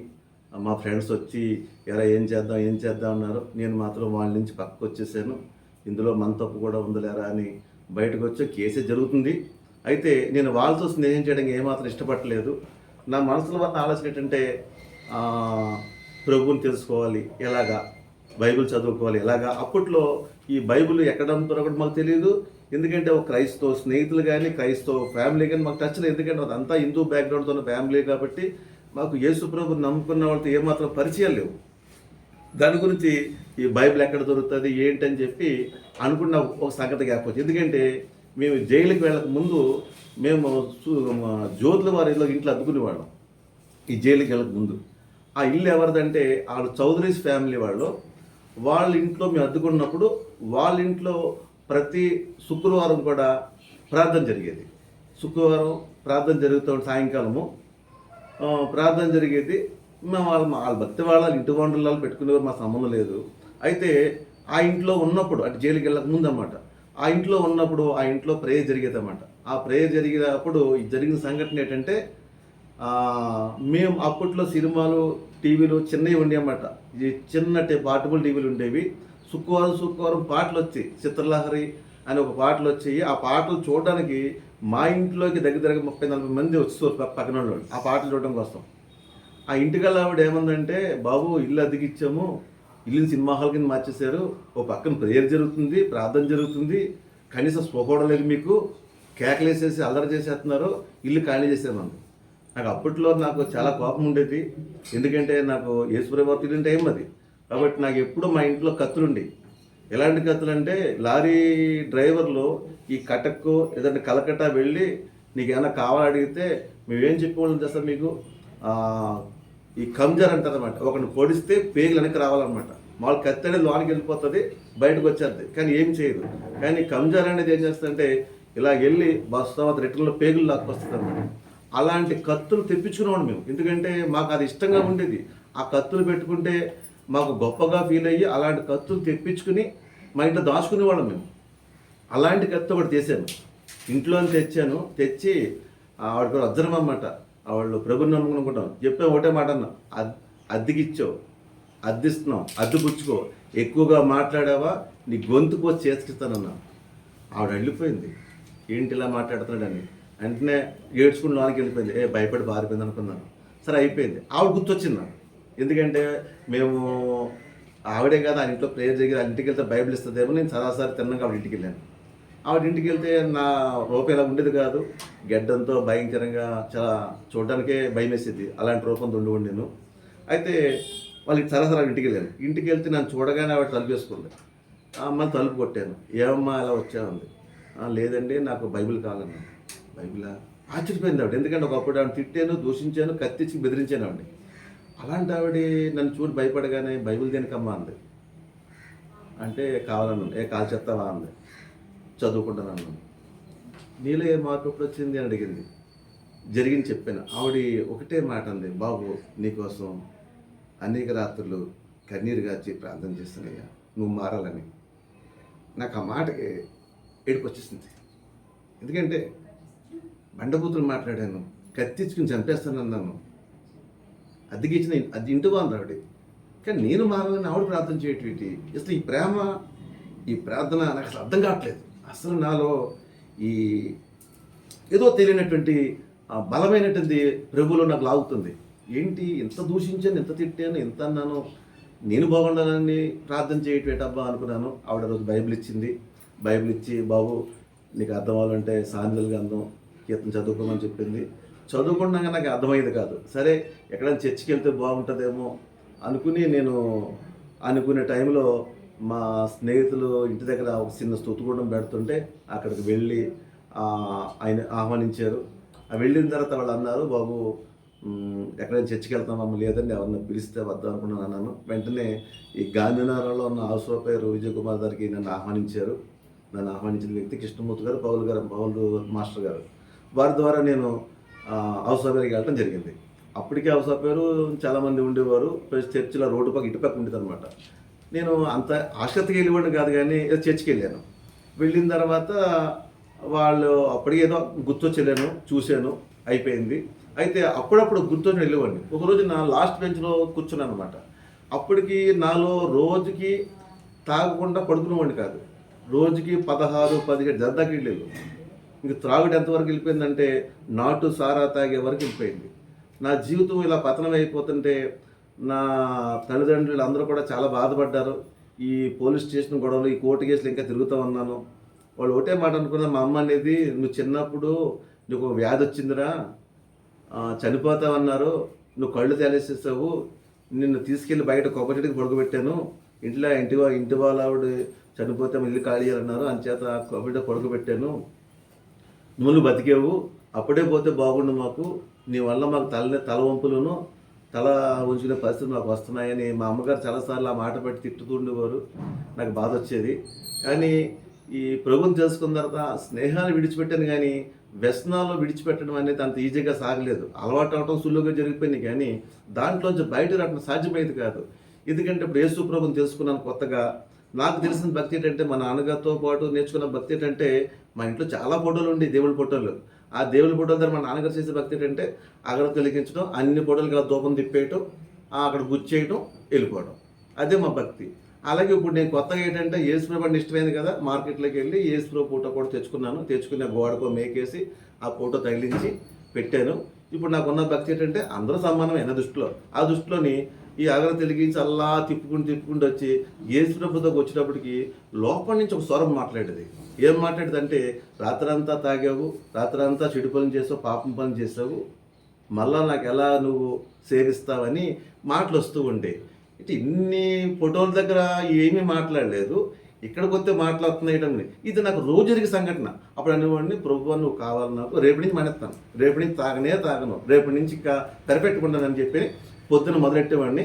మళ్ళీ ఉదయం మళ్ళీ నా పనుల్లో మళ్ళీ వెళ్ళిపోయి ఇంక తాగటం మామూలే, అలవాట్లు మామూలే. రాత్రి మళ్ళీ మా కథ మామూలే, రాత్రి మళ్ళీ అగర తిరిగించేవాడిని. అక్కడికి వస్తే మాటలనేవి. ఈ మాటలకి నేను అనేవాడిని, ప్రభు నా వల్ల కావట్లేదు, నాకు ఏం చేయాలో తెలియట్లేదు, కాబట్టి మీరే నాకు సాయం చేయండి అని అనుకునేవాడిని. అలాంటి టైంలో ఈ హౌస్ ఆఫ్ ప్రేయర్కి వెళ్ళడం జరిగింది. హౌస్ ఆఫ్ ప్రేయర్లో నేనెవరో పాస్టర్ తెలియదు, పాస్టర్ గారు నాకు తెలియదు. లాస్ట్ డేట్లో అప్పుడు ఏదో మధ్యలో వెళ్ళి కూర్చున్నాను, చివరిలో కూర్చుంటే పాస్టర్ సరాసరి మాట్లాడతాను. ఏమన్నారంటే, మీరు అనేక వ్యసనాలతో బంధించబడ్డారు, మీకుగా మీరు రావాలనుకుంటున్నారు, అది మీ వల్ల కాదు. ఎందుకంటే దురవ్యసనం అనేది దురాత్మతో వచ్చిన వ్యసనం. అది అసలు లోపల రావడం సులువు, కానీ బయటకు పోవడం అంత కష్టం. ఎందుకంటే అది మీ శక్తి సరిపోదు, మీ బలం సరిపోదు, మీ ప్రయాస సరిపోదు. అయితే దీనికి ఒకటే పరిష్కారం, మీరు మోకాళ్ళు వేసి ప్రార్థన చేయాలి. ఆ యేసు ప్రభు మాత్రమే మిమ్మల్ని ఆ వ్యసనాలు బయట రప్పించగలుగుతాడు. ప్రభా నన్ను క్షమించు తండ్రి, ప్రభా నా పాపాలు మన్నించు అని మీరు మోకాళ్ళు వేసి ప్రార్థన చేసి ఆయన సహాయం కోరుకుంటే ఆయన ద్వారా మాత్రమే మీరు బయటపడతారని ఆయన చెప్పడం జరిగింది. అది మొదలుకొని నేను ఇంట్లో నాకు వచ్చారని ప్రార్థన చేసుకున్నాను, ప్రభా నాకు ఇష్టం లేదు, నీకు ఇష్టం కాదు, కానీ మానలేకపోతున్నాను అయ్యా అని అలా ప్రార్థన ఒక రోజులో మారిపోలేదు, కానీ దాదాపు కొన్ని నెలల సంవత్సరం వ్యవధిలో మొత్తానికి అన్ని వ్యసనాలు కూడా జీరో అయిపోయాను. అసలు ఒక వ్యసనం నాలో లేదు. అంత ఒక పెర్ఫెక్ట్ లైఫ్ నాలో స్టార్ట్ అయింది. ఒక పెర్ఫెక్ట్గా నేను లైఫ్ ప్రారంభించాను. అయితే నా యొక్క క్యారెక్టర్ విషయం వచ్చేటప్పటికి నేను తాగుతానని లేదంటే చెడ్డ ప్రవర్తనని నన్ను ఎవరు నమ్మేవారు కాదు. అలా నమ్మకలేని రోజుల్లో మా కుటుంబంలో కానీ ఎవరిలో నమ్మకం లేదు. ఒక రోజున నా జీవితంలో ఒక 150 రూపాయలు అవసరమైనవి. 150 రూపాయలు ఎవరితో చెప్పుకోలేను, అత్యంత అవసరం అది. ఆ 150 రూపాయల కోసం నేను అనేక మంది అడిగితే ఒక్కరు ఇవ్వలేదు. లాస్ట్కి ప్లాన్ బి అని చెప్పేసి ఒక్కొక్కరు ఒక 50 అడిగాను. 50 రూపాయలు అడిగితే వాళ్ళు 50 కూడా, ఎందుకంటే అందరూ నా స్నేహితులు ఎవరో మందు తాగేవాళ్ళే. అరే మంది ఇప్పిందా రారా అన్నాడు తప్పితే ఒక 50 రూపాయలు చేతితో పెట్టలేదు. ఎవరన్నా నీకు కావాలంటారా ఇప్పింతాను అన్నారు, కానీ ఒక్కడు ఒక రూపాయి ఇవ్వలేదు. ఆ రోజంతా తిరిగాను, ఎవడు రూపాయి ఇవ్వలేదు. మా నాన్నగారు అడగలేను, ఆయన తలెత్తుకోలేను. అప్పుడు మా అమ్మ దగ్గర వచ్చి అడిగిన, అమ్మ నాకు 150 రూపాయలు కావాలమ్మా అంటే, ఏంట్రా అంటే, నేను చెప్పలేనమ్మా నాకు 50 రూపాయలు 150 కావాలంటే, మా అమ్మ ఒక ఇత్తడి సామాను ఒకటి నాకు ఇస్తే దాన్ని తాకట్టు పెట్టుకుని ఆ సమస్య పరిష్కారం అయ్యాను. ఆ రోజు నాకు అర్థమైంది ఏంటంటే, నా జీవితము ఒక్క 50 రూపాయలు కూడా విలువ లేదు. నా జీవితంలో నాకంటే ఒక విలువ లేదు. ఒక 50 రూపాయలు నాకు ఇవ్వలేకపోయారంటే నా బ్రతుకు ఇదా అర్థమైంది. అప్పటి నుంచి ప్రార్థనలో ప్రభుని వేడుకుంటూ ముందుకు సాగుతున్నాను. తర్వాత దేవుడు ఫస్ట్ నా హృదయాన్ని తెరిచి నాలో మార్పు ఇచ్చాడు. బాగా సాగుతుంది. ఆ తర్వాత నాకు ఒక స్నేహితుడు ఉండేవాడు ఈ త్రాగుడు వ్యసనాల్లోనే. అతని పేరు, ఆయన కంసాల్లో వర్క్ అయింది, బ్రహ్మాలు. ఆయన కూడా పేరు కృపారావు, కానీ ఆయన ప్రభుని నమ్ముకున్న వ్యక్తి కాదు. ఆయన ఎప్పుడు చిన్నప్పుడు పెట్టారట పేరు. మేము మంచి స్నేహితులుగా ఉండేవాళ్ళం. అయితే ఆయన ఏం జరిగిందంటే, కాకినాడలో ఇద్దరు కలిసి తాగు తిరుగుతాం, బార్మెంట్లు మేము. అలాంటి ఆయన సడన్గా కాకినాడ నుంచి రాజమండ్రి వెళ్ళిపోయాడు. రాజమండ్రి వెళ్ళిపోయి ఒక సంవత్సరంలోనే ఆయన డెవలప్ అయిపోయి ఒకసారి మమ్మల్ని పిలిచాడు, వెళ్తే ఆయన అన్నాడు, నేను బాబాని నమ్ముకున్నానండి, నా లైఫ్ మారిపోయింది, ఇంత అంత కాదు, ఇదిగో చూడండి ఇల్లు కొనుక్కున్నాను, మేడలుగా ఎన్నో, మొత్తం అద్భుతం అనమాట. నిజంగా 1 ఇయర్లో అంత ఎలా మారి నాకే తెలియదు. ఎందుకంటే అసలు ఏమీ లేకుండా కాకినాడ నుంచి వెళ్ళిన వ్యక్తి ఒక ఇల్లు కొనుక్కున్నాడు, బంగారం, వస్తువులు, బోళ్ళంత వెహికల్స్ అన్నీ వచ్చేసినాయి ఒక సంవత్సరంలోనే. నాకు బాబా అని చెప్పేవాడు, నేను దాన్ని పట్టించుకున్నాను కాదు. తర్వాత కొవ్వూరు రాజమండ్రి విజయనగరం ఏదో గుడి ఉంది, అక్కడ తీసుకొని చూపించాడు, నాకు ఇక్కడికి వస్తున్నానండి నాకు అంటాడు, బాగానే ఉంది, పట్టించుకోలేదు. ఆ తర్వాత ఆ రాత్రి వాళ్ళు ఏం చేశారంటే వాళ్ళంతా నాకు త్రాగుడు ఫ్రెండ్స్ కదా, ఆ ఊరు వెళ్ళిపోయిన తర్వాత మేఘాలయ అని ఒక బార్ ఉంది పైన కోటి వర్షం ఆపోజిట్లో, అక్కడ నన్ను పిలిచారు భోజనానికి రాత్రికి. పైకి వెళ్ళాను. అందరూ కూడా ఏమన్నారంటే ఈ మందుపాటి అరేంజ్ చేస్తాము రా కూర్చోమన్నారు. సారీ అని చెప్పాను. సారీ, నేను యేసుప్రభు నమ్ముకున్నాను, మీరు ₹1,00,00,000 అక్కడ పెట్టినా నేను మందు తాగినాను. అదేంటిది, మనం కలిసి తాగాం, కలిసి తిరిగాం, ఇది ఎప్పుడు జరిగిందంటే నా ప్రభు నాకు ఇచ్చిన ఘనత ఇదే, నాకు ఇది చాలు, కనీసం గ్లాసు వాసన మూత కూడా చూడన్నాను. అంటే ఎంత మార్పు వచ్చిందా అంద. ఒక్కసారి మా కోసం తాగా, ఒక్కసారి కాదు కదా, మీరు ఎంత చెప్పినా తాగను, కనీసం మీ మధ్య కూర్చుని డ్రింక్ కూడా తాగను, అంత గట్టిగా చెప్పాను. అక్కడి నుంచి వచ్చేసాను. అయితే ఇక్కడ నేను చెప్పబోయి ఎందుకు చెప్తున్నానంటే, అతను మరి నా జీవితంలో అన్నాడు, నేను బాబాను నమ్ముకున్నాను, నాకు ఇన్ని వచ్చేసి అన్ని వచ్చేసినాయి అన్నాడు. అయిపోయింది. తర్వాత నా ప్రభు అయితే మొదట నాలో వ్యసనాలు మార్చాడు, బ్రతుకు మార్చాడు. అప్పుడు ఆయన నన్ను దీవించాడు. అన్ని అలవాట్లు పోయిన తర్వాత అప్పుడు నన్ను ఆచరించ మొదలుపెట్టాడు. ఎలా ఆచరించదు అంటే ఇప్పుడు చెప్పడానికి సైన్ తప్పదు, కానీ ఒక్క ₹1,000 పెట్టుబడితో ఆ రోజుల్లో ₹60,000 సంపాదించింది. ఒక ₹1,000, అందులో పాపం లేదు, మోసం లేదు, ఎటువంటి కుట్ర లేదు. అలాగ నేను నీతిగా సంపాదించాలంటే ఎలా జరిగింది అనుకున్నంటే, నేను మెకానిక్ పని చేసేవాడిని. మెకానిక్ పని చేస్తూ నేను అప్పుడప్పుడు చర్చికి వెళ్తూ ఉండేవాడిని. ఆ చర్చిలో మాటలను బట్టి నేను వాళ్ళు మార్పు వచ్చి, ఫస్ట్ నాలో వ్యసనాలు మార్పు వచ్చింది, వ్యసనాలు మానేశాను. కానీ నేను మెకానిక్ ఫీల్డ్లో ఉండేవాడిని. మెకానిక్గా ఉంటూ నేను చేసే వెహికల్స్ అన్నీ కూడా ఈ చేపల కంపెనీలు, రైలు కంపెనీ వెహికల్స్ అన్నీ కూడా కూలింగ్ బాక్సులు, అవి ఎమర్జెన్సీ వెహికల్స్ అవి. ఆ వెహికల్స్కి నేను స్పెషలిస్ట్గా పనిచేసి నేను మెకానిక్ పనిచేసేవాడిని. అయితే ఆ రైలు కంపెనీ ఓనర్లు అందరూ కోటీశ్వర్లే. ఈ డ్రైవర్లు వచ్చేమనేవారంటే, అన్నయ్య నాకు ఎలాగైనా నువ్వు దాంట్లోంచి ఎంతో కొంత నాకు అంటే యాక్చువల్గా బండి పెడితే వాళ్ళు మాకు డబ్బులు ఇవ్వాలి. అలాంటిది వాడేం చెప్పాడు, బండి పెట్టుకొచ్చి రిపేర్ వచ్చింది కదా, రిపేర్ లేక రిపేర్ అని చెప్పేసి నేను డబ్బులు ఇవ్వాలన్నమాట. ఎలాగ ఇవ్వాలి, సామాన్ తెచ్చామని చెప్పడానికి అలాగ ఓనర్ చెప్పి, అలాగా షెడ్కి వచ్చేవారు, బండి పెట్టేవారు, ఆ బేరింగ్ పోకపోయినా పోయింది చెప్పడం, కొత్త తెప్పించేయటం, మరి వెనక్కి ఇచ్చేయటం, క్లచ్ పెట్టి పోకుండా పోయింది చెప్పడం, అది వెనక్కి ఇచ్చేయటం. ఆ డ్రైవర్కి ₹1,000, నాకు ₹1,000, బాగానే ఉండేది. ఇలా సాగిపోయేది. కానీ ప్రభువుని చర్చికి వెళ్తున్నప్పుడు వ్యసనాలు అయిపోయిన తర్వాత ప్రభు అన్నాడు, నువ్వు చేసే మోసం బాగోదన్నాడు. చేసే మోసం బాగోదంటే నిజమే, అది మోసం నాకు అర్థం కాలేదు, ప్రభు చెప్తే అర్థమవుతుంది, నిజమే ఇది మోసమే. మరి ఎలా మానేయమంటావు ప్రభు? మానేయాలి, నువ్వు మానేయి, నేను దీవింతానన్నాడు. అది నాకు కష్టమైంది. ఎందుకంటే ఈ డ్రైవర్లందరికీ కూడా ఈ డబ్బులు అలవాటు పడిపోయినాయి. ఒకరోజు నేను చేయను ఈ పని అంటే ఒక్కడు నా దగ్గర రాడు. అప్పుడు నేనేమైపోవాలి, నేను భార్య ఎలా పెంచుకోవాలి, నాకు అర్థం కాలేదు. అటువంటి టైంలో సరే ప్రభు చెప్పాడు కాబట్టి ఆయన మాట విందని చెప్పేసి నేను మొత్తం ఈ మోసం అనేది మొత్తం పక్కన పెట్టేసాను. వాళ్ళు చెప్పాను, ఈ రోజు మొదలుకొని మీ వెహికల్ పట్టడానికి దిగిపోతే అంతవరకే, నేను అది పోయి ఇది పోయి చెప్పను, నేనేం చేయనున్నాను. అలాగైతే మీరు రావన్నారు, రాకపోతే పర్లేదన్నాను. అలా 3 నెలల పాటు నేను ప్రార్థనలో కనిపెట్టి కూర్చున్నాను. ఆ తర్వాత దేవుడు నన్ను దీవించాడు. ఎంత దీవెనంటే, ఒక్క ₹1,000 పెట్టుబడి, ఒక్క ₹1,000 పెట్టుబడితో ₹60,000 స్టార్ట్ అయింది నా బిజినెస్ స్టార్టింగ్. అంటే వెహికల్స్ కొనటం, అమ్మటం. అది చాలా అద్భుతమైన విషయం అన్నమాట. ఒక వెహికల్కి నేను అడ్వాన్స్ ఇచ్చాను. అడ్వాన్స్ ఆ వెహికల్ విజయవాడలో సామాన్లు కొన్నాకి వెళితే ఆ వెహికల్ ఎవరో కొనట్లేదు దాన్ని. ఎవరో కొనకపోతే ఆ షాప్ అన్నాడు, ఏమంటే ఆ వెహికల్ అక్కడ అమ్మేస్తారంట, మీకేమైనా కావాలంటే నా దగ్గర డబ్బులు లేవంటే చూడండి అన్నాడు. సరే అని బలవంతంగా నా కూడా వచ్చిన అబ్బాయి ఆ బండి బేరమాడేసాడు ₹1,90,000కి. అది సరదాగా మాట్లాడుతున్నాడు. నాకు వచ్చిన నా ఫ్రెండ్ ఏంటి సరదాగా అడుగుతాను, నాన్న మన జైల్లో ₹1 డబ్బులు లేవండి, దాని ఎలా అడుగుతారంటే ఊరుకునేయండి అన్నాడు. ₹1,90,000 అడిగితే ఆయన ₹2,60,000 చెప్పిన వ్యక్తి ₹1,90,000 అడగగానే ఇచ్చేస్తాను డబ్బులు ఇవ్వమంటే నాకు డబ్బులు లేవు, ₹1,000 ఉంది. ఆ ₹1,000 తీసి నాకు అడ్వాన్స్ ఇస్తాం. ఇచ్చేసాం. కానీ నా బాధ అంతా ఏంటంటే ₹1,000 అడ్వాన్స్ ఇచ్చాను, ఇలా బాధపడతాను. నేను ఊర్లోకి వచ్చాను. మరుసటి 3 రోజులు ఏం జరిగిందంటే, ఎక్కడ ₹1,000 అడ్వాన్స్ ఇచ్చామో అదే వెహికల్ కావడం కోసం ఎవరు వచ్చారు. వాళ్ళకి ఏంటంటే సేమ్ వెహికల్ కావాలి, కానీ వాళ్ళ వెహికల్ దొరకట్లేదు. అయితే ఆ వెహికల్ ఉందని చెప్పాను, తేవడం టైం పడుతుందని, మేము కొన్నాను, తేవడం టైం పడుతుంది అంటే వాళ్ళు ఏమన్నారంటే, మీరు ఎక్కడ కొన్నా పర్లేదండి, మరి రేట్ చెప్పండి. వాళ్ళు మీనా బిస్కెట్ కంపెనీ అని భీమవరంలో చాలా పెద్ద కంపెనీ భీమవరం అని. ఆ మీనా బిస్కెట్ కంపెనీ ఓనర్కి అవి చూపించగానే అన్నాడు, నాకు ఇలాంటి బండే కావాలండి, మాకు ఎంత డబ్బైనా పడదంటే, ఈ మధ్యలో మీడియాట్ అన్నాడు ₹2,50,000 ఇస్తారని అడిగాడు. నేను ఊహించలేకపోయాను. 2,50,000 అడగకుండా ₹2,50,000 రేట్ పెట్టేశారు, ₹2,50,000 డబ్బులు ఇచ్చేసారు, వాళ్ళు డబ్బు పెట్టారు. ఆన్ ది స్పాట్లో ఒకే ఒక వెహికల్లో ₹60,000 ప్రాఫిట్ ఆ రోజుల్లో. అది కొన్నాము. ఆ తర్వాత భీమవరం ఆనంద సీపోర్ట్ కంపెనీలో అక్కడి నుంచి వెహికల్ కొన్నాము, దాంట్లో ₹1,00,000 లాభం. అలా ప్రతి దాంట్లోంచి లక్ష లాభం. అద్భుతంగా నేను ఊహించుకోలేకపోయాను. ఒక ఇమీడియట్గా నా బంధువులు, నా స్నేహితులు, మా తల్లిదండ్రులు అందరూ అద్భుతంగా నన్ను దేవుడు వచ్చి పైకి ఇంటేశాడు. చాలా అద్భుతం. అయితే డబ్బు సంపాదించడం బాగుంట. అప్పుడు దేవుడు అన్నాడు, ఎవరి వద్ద అన్యాయంగా సంపాదించి తిరిగి ఇచ్చామన్నాడు. ఇది పెద్ద ప్రశ్న అయిపోయింది. ఎందుకంటే నన్ను దీవించింది ఆయనే, ఇచ్చింది ఆయనే. ఇప్పుడు ఎవరి వద్ద అన్యాయంగా సంపాదించావో వాళ్ళు తిరిగి ఇచ్చామన్నాడు. ఇప్పుడు ఏంటంటే కాకినాడలో నాకు చిన్న అని పెద్ద నోటెడ్ నేమ్. ఏంటంటే చిన్న అంటే ఒక మంచి మెకానిక్, స్పెషలిస్టు, ఒక మంచి గుర్తింపు ఉంది. కానీ ఈ రోజున వాళ్ళ దగ్గరికి వెళ్ళి మీ వెహికల్స్ రిపేర్ చేసి నేను మోసం చేశానండి, తిరిగి ఇచ్చేస్తానంటే రేపు వాళ్ళ ముందు దోషిగా ఉంటాను కదా. అలా ఎందుకు ఇప్పుడు మానేశాను కదా, మోసం మానేశాను, వ్యసనాన్ని మానేశాను. ఇంకేంటంటే నువ్వు క్లియర్ అవ్వాలి అంటే నేనంటే అలా కదా, వాళ్ళ ముందు నేను తక్కువైపోతాను అనమాట. నువ్వు వాళ్ళ ముందు చూసుకుంటా, నా ముందు చూసుకుంటావు అన్న. నేను కాదు అడగాలన్నాడు. నాకు నువ్వే కాదు ప్రభు అన్న. అయితే నేనే కావాలనుకుంటే తిరిగి ఇచ్చామన్నాడు. అప్పుడు కాకినాడలో ఎక్కువగా పనిచేసిన కంపెనీ ఎవరంటే కళ్యాణి మెరైన్.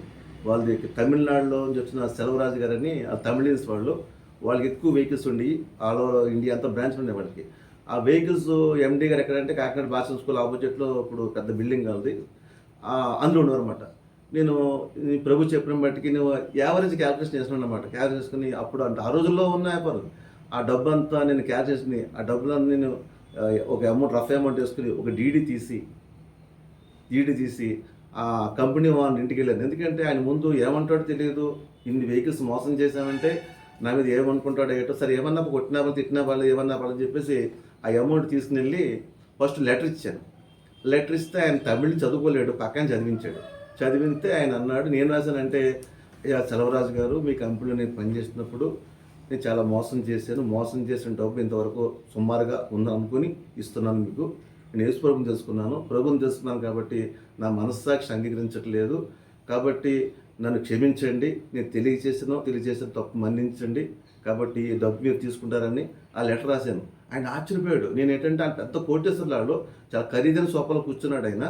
నేనేమో ఆయన ముందు ఇలా చేతులు కట్టి నుంచున్నాను. ఆయన అన్నాడు ఒక మాట, చిన్న నువ్వు అక్కడ చేతులు కట్టి నుంచి నా పక్కన కూర్చోన్నాడు. నేను ఆశ్చర్యపోయాను. అప్పుడేమోనంటే ఆయన కొడతాడేమో, తిడతాడేమో, మాట అంటాడేమో అనుకున్నాను. కానీ ఆయన ఒకటే మాట అన్నాడు, నీలాంటోడు చేతులు ఉంచకూడదు, నా పక్కన నుంచి కూర్చోమని. నాకు అర్థం కాలేదు. ఏమంటే నీకులా మన దేశం అంతా మారిపోతే మన దేశం ఎంత బాగుంటుంది చెప్పన్నాడు.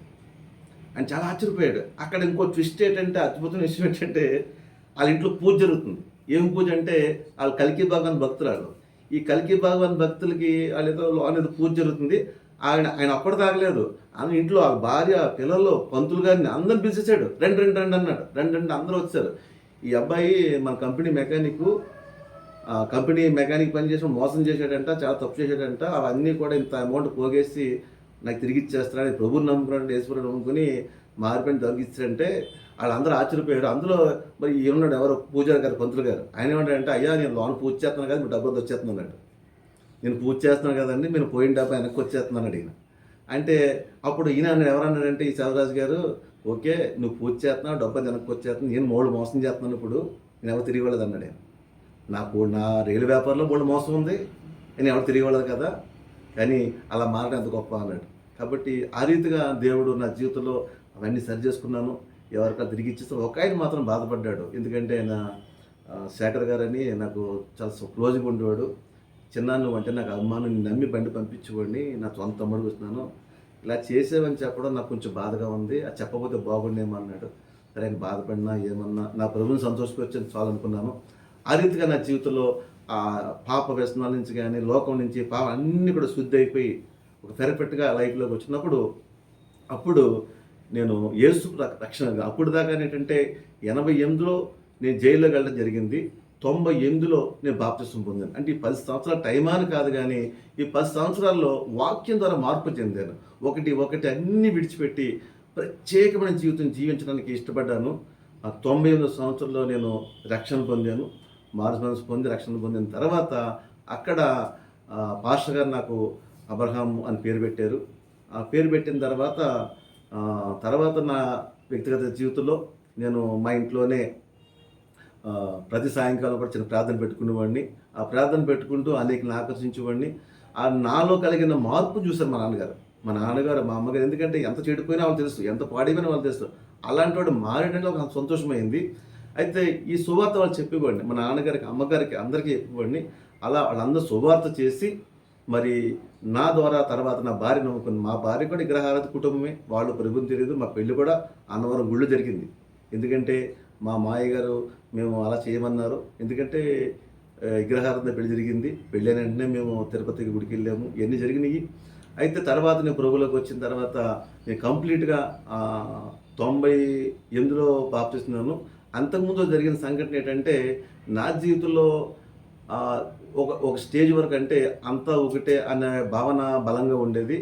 అలాంటి టైంలో పెళ్ళైన ఏడాదిన్నర ఇప్పుడు బాబు పుట్టాడు. నాకు విపరీతంగా కిడ్నీ నొప్పి ఎక్కువైపోయింది. చాలా భయంకరంగా భరించలేకపోయాడిని. ఆ కిడ్నీ నొప్పి ఎంత బాధ అంటే ఇంక భరించలేకపోయాడిని. ఆ నొప్పి భరించలేకపోతే అప్పట్లో అశ్విన్ నర్సింగ్ హోమ్ అని ఆయన డాక్టర్ గారు సత్యనారాయణ గారు నాకు అనాఫోర్టిన్ ఒక ఇంజెక్షన్ చేశారు. ఆ ఇంజెక్షన్ చేయగానే రిలాక్స్ అయింది. నేను ఏం చేయాలంటే అప్పటిదాకా నా బిజినెస్ పని మీద తిరుగుతుండలో దారిలో వచ్చేస్తుంది. అప్పుడు ఏం చేశానంటే ఫస్ట్ టైం ఇంజెక్షన్ చేయడం అలవాటు చేస్తున్నాను. అన్నప్పటి ఒక ఇంజెక్షన్ కొనుక్కోవటం, జోబులో పెట్టేసుకుని అప్పట్లో గాజు సిరంజలు అనమాట. ఆ గాజు సిరంజలో ఆ ఇంజెక్షన్ తీసుకోవడం, తోడక పొడుచుకొని ఇంజెక్షన్ చేసుకోవడం, నొప్పి వచ్చేది, ఇంజెక్షన్ చేసుకోవడం రిలాక్స్ అయ్యేది. అలా రాను ఏమైందంటే ఇంజెక్షన్ బాడీకి అలవాటైపోయి తర్వాత నాకు పెయిన్ తగ్గలేదు. ఈ సంగతి తర్వాత చెప్పాను. డాక్టర్ గారు నేను తిట్టారు.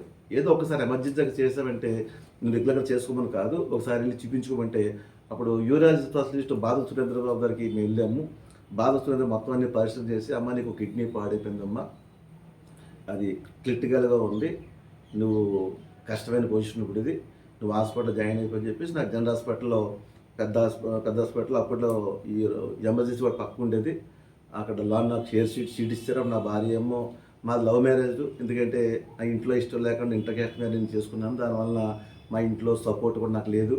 కేవలం ప్రభుదేవాన్ని నేను ఇలా రావడం జరిగింది. మరి నన్ను నమ్ముకున్న భార్య అప్పుడు ఇంక ఎదగలేదు. కొంచెం మార్పులో వస్తున్నామని అన్నమాట 92లోని. ఆ తర్వాత 93లో జరిగిన సంఘటన ఇది. అప్పుడు నేను ఈ పెయిన్తో చాలా బాధపడుతున్నాను. డాక్టర్ గారేమో కష్టం అన్నారు, జాయిన్ అయిపోమన్నారు. తర్వాత నా భార్య ఏమవుతుంది, పిల్లడు ఏమవుతుంది, ఒక బెంగ నాలో వచ్చి నేను మర్చిపోలేను సార్ అది కూడా. ఎందుకంటే ఆ తమ్మని దగ్గర ఏడ్చుకుంటూ అలా కూర్చుని ప్రభు నన్ను క్షమించు, పాస్టర్ గారు వాక్యం చెప్పేవారు, యేసు ప్రభువే నిజమైన దేవుడు అని ఇలా ప్రత్యేకించి చెప్తే నేను అందరూ ఒకటేలే ఏం కాదన్నట్టుగా కొంత నాలో అటు ఇటు కొనసాగాను. కానీ ఇప్పుడు నేను అడుగుతున్నాను, నన్ను క్షమించినైనా నిజమైన దేవుడు అని నేను పూర్తిగా అంగీకరిస్తున్నాను. నా హృదయంలో నేను అంగీకరిస్తున్నాను. ప్రభు నీకు ఇష్టంగా ఇంకా ఏమైనా అవన్నీ కూడా తొలగించమని నేను వేడుకున్న రోజున నాలో ఆ గొప్ప మార్పు వచ్చిందన్నమాట. ఆ స్వస్థత ఎన్న కలిగింది. దాదాపు 92 నుంచి ఇప్పుడు 2025 ఇప్పుడు దాకా నాకు ఆ నొప్పి నుంచి చూడలేదు, ఆ బాధ నాకు తెలియదు. కిడ్నీ కూడా హ్యాపీగా ఉంది. ఎందుకంటే అంత స్వస్థ ఇచ్చిన ప్రభు. అది నాలో పూర్తి సంపూర్ణ మార్పు వచ్చింది. తర్వాత నేను యేసు ప్రభుని 98లో నేను ఆయన రక్షకుగా అంగీకరించాను. తర్వాత నా లైఫ్లో సువార్త చేయడం మొదలుపెట్టాను. అందుకని నేను చర్చి పెట్టలేదు, కానీ నాకు యేసు ప్రభు అంటే ఇష్టం. నాకు పిచ్చి ఓ మాట చెప్పాలంటే యేసు ప్రభు నాకు తెగపిచ్చి. ఎందుకంటే ఆయన నా జీవితాన్ని మార్చాడు. ఆయనే లేకపోతే నా బ్రతికలేదు కదా. ఎందుకంటే నేను జైల్లో ఉన్నప్పుడు నా బ్రతికలాంటిది, బయటకు చంపాలన్నా వాళ్ళు చంపుతాను, వాళ్ళు చచ్చిపోతాను, నాకే తెలియదు కదా. కాబట్టి అలాంటి నాశనం అయిపోయే జీవితాన్ని నన్ను బాగు చేశాడు, వ్యసనాన్ని విడిపించాడు, ఒక కొత్త జీవితం ఇచ్చాడు, ఒక విలువ లేని జీవితానికి. ఎందుకంటే చెప్పాను మీకు ఇందాక, నా జీవితంలో 50 రూపాయలు ఇచ్చిన లేడు. ఎందుకంటే నా విలువ లేని జీవితం. మా నాన్నగారు అన్నారు నేను జమీన్సంత పెట్టమన్నారు ఆయన షూరిటీకి ఫైనాన్స్ కంపెనీలో. అందుకే అలాంటి నా జీవితం ఇది. అలాంటి దేవుడిని దీవించిన తర్వాత ఇదేనా ఇలాగ ఒక ఫోన్ చేస్తే లక్షలు ఇవ్వడానికి ముందుకు వస్తున్నారు. ఇలా సంతకం పెట్టకుండానే నా ఇంటికి లక్షలు తెచ్చింది. వ్యాపారం నేను ఇప్పటికీ వ్యాపారం చేస్తున్నాను. నా వ్యాపారానికి ఇప్పటికి ఎంత డబ్బు కావాలన్నా సరే అలా అడిగితే చాలు ఇస్తారు. ఎందుకు ఇస్తారంటే నమ్మకం. ఆ నమ్మకం ఎవరు వస్తుంది? ప్రభు వల్ల వచ్చింది. ఎందుకంటే ఒకప్పుడు ఆ యేసు ప్రభు లేనప్పుడు నా జీవితం విలువ లేనిది, ఎన్నిక లేనిది, గౌరవం లేనిది. ఆయన తెలుసుకున్న నాలో ఒక నమ్మకం, గౌరవం, విలువ, సొసైటీ నాకంటే ఒక పేరు వచ్చింది. ఇది కేవలం అది యేసు ప్రభు ద్వారా కలిగింది. కాబట్టి అందుకే ఆయన నా గౌరవం, పిచ్చి, అభిమానం అన్నమాట. అందు గురించి యేసు ప్రభు అంటే నేను చాలా ఇదిగా నమ్మేవాడు అనమాట.